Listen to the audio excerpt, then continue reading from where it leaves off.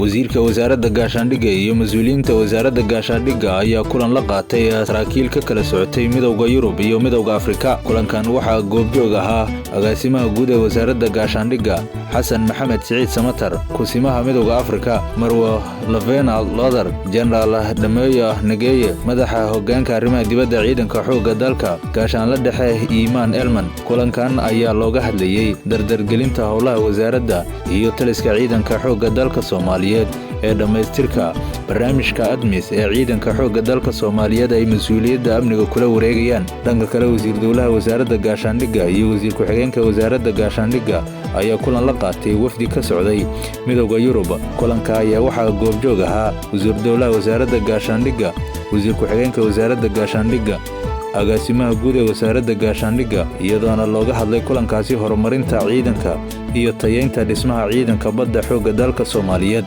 Maalmihii ugu dambeeyay wasaaradda gaashaandhigga Soomaaliya ayaa waday dardargelinta iyo horumarinta howlaha ciidanka xoogga dalka Soomaaliyeed.